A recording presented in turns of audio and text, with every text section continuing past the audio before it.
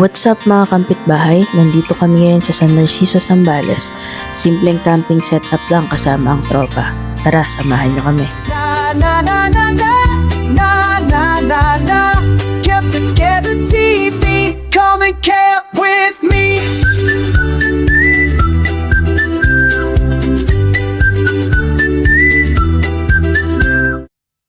Welcome to Sands and Surf, San Narciso, Zambales. Una nga pala namin itatayo ang dome tent for kitchen area. To be honest, mahirap itayo ang dome. Pero once na nasanay ka, magiging madali na din yan para sa'yo. Sabi nga nila, wala namang mahirap lalo na kung na-order receipt mo na. Sa video nga pala na ito, 4 kami nagtatayo ng dome tent. Pero don't worry, kaya ng 2 taon magtayo nito or kahit isa pa nga. Gawa na din ba kami ng tutorial video para sa technique namin? Comment nyo na lang kung gusto nyo.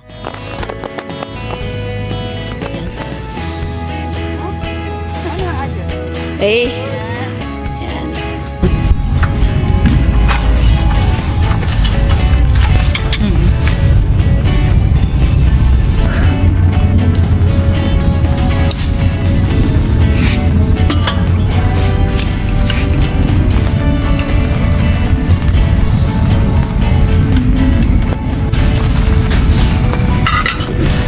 Ito lang.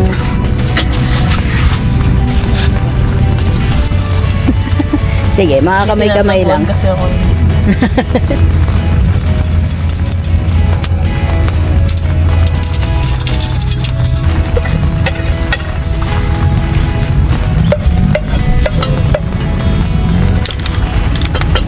Hindi ako na-stress ngayon na mag-pitch natin at magluto.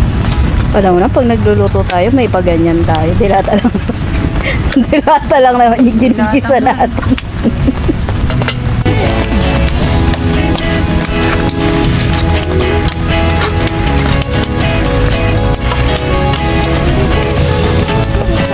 After ng dome at kitchen area, it's time to pitch our second tent, Montana Villa 13 ng Montana Outdoors at Adventure PH. Hindi ito sponsored pero baka naman. Ang gusto namin sa Villa 13 ng Montana Outdoors ay pwede siyang gawing 2 kwarto sa loob. So hindi lang siya pang family, kundi pang sharing din kasama ng tropa. Kagaya ng gagawin namin ngayon. May full tent review pala kami nito. Check nyo na lang sa YouTube namin if interested talaga kayo sa details. Ang size pala ng Villa 13 namin ay large, pero meron din silang medium, available in color black, khaki, and army green. Parehas na solid. Ang pinagkaiba lang talaga ay size at extension. Pero kung quality ang pag-uusapan, same pa rin. Depende na lang talaga kung anong klaseng camper ka at kung para saan mo ito gagamitin.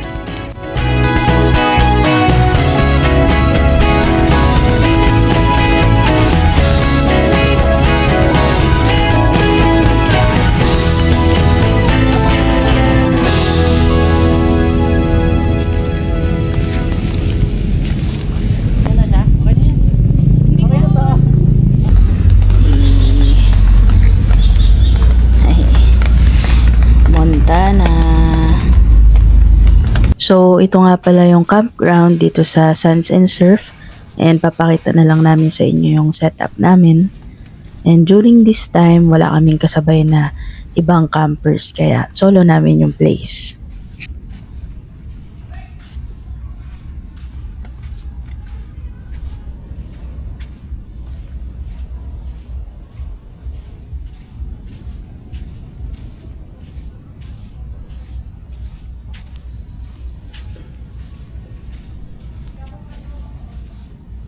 Yan. Makikita nyo dito may 2 pinto yung tent.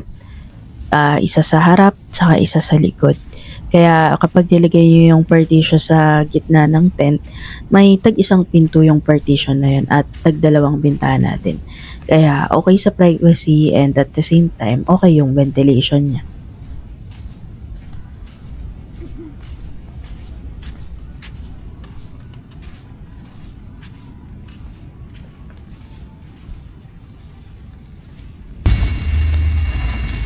Kung saan nga masarap.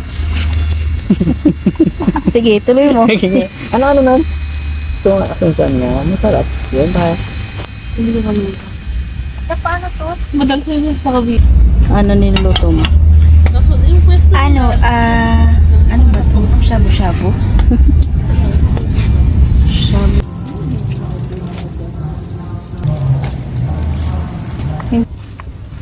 Wala ba tong ano?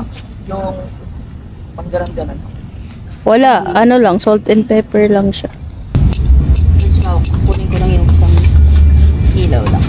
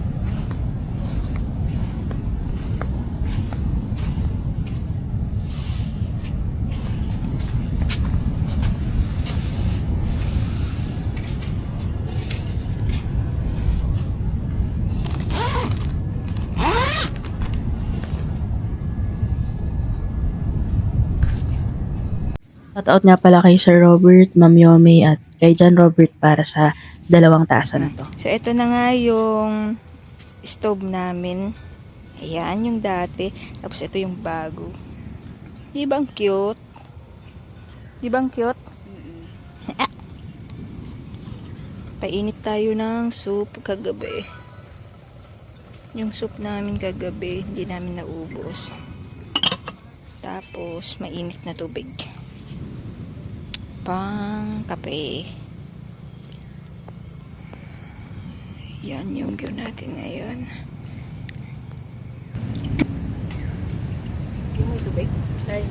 Well, kapag paalis na kami, kung anong araw kami aalis, ganoon din araw, yan, which is pabor naman. Dahil nga kailangan natin magpatuyo ng tent. Diba? So, dito tayo ngayon, maghuhugas.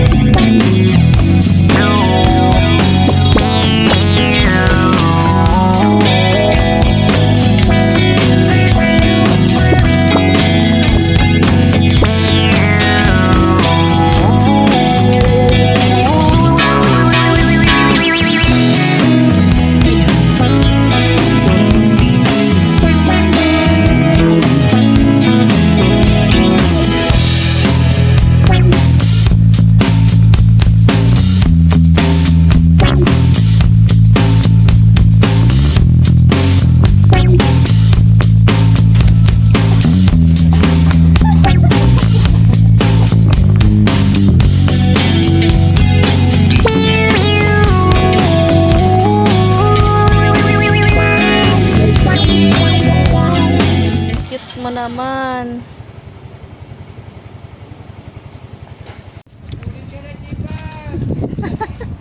Tangkit mo naman. Sama ka na. Ha?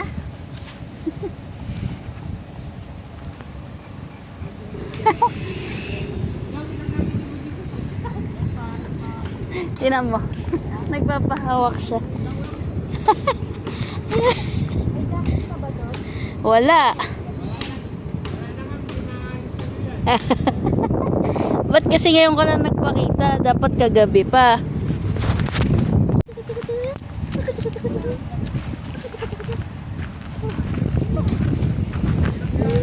Hello. Nakadagdag ka na. Ang laki mo daw. Ang cute mo. Ang cute mo. Ang cute. Gusto nga pala namin magpasalamat kay Sean sa Lodi Cakes namin kasi bago pa nagkaroon ng Camp Together TV, isa na yan sa mga sumusuporta sa pagkakamping namin. And syempre, maraming salamat din kay Miss A dahil sa totoo lang, siya yung una namin kasama na nagluto ng hot meal during camping. Kaya naisipan din namin na bumili ng mga kulang na utensils. Kaya napabili si Ran ng Awada. So sana makakamping pa rin namin kayo soon. At sana mas matagal na. At para naman sa mga umabot sa dulo ng video na to, maraming salamat at sana patuloy nyo kaming suportahan kahit na sobrang late namin mag-upload ng mga camping vlogs namin. So yun lang mga kampitbahay. See you again sa susunod na vlog. Let's go!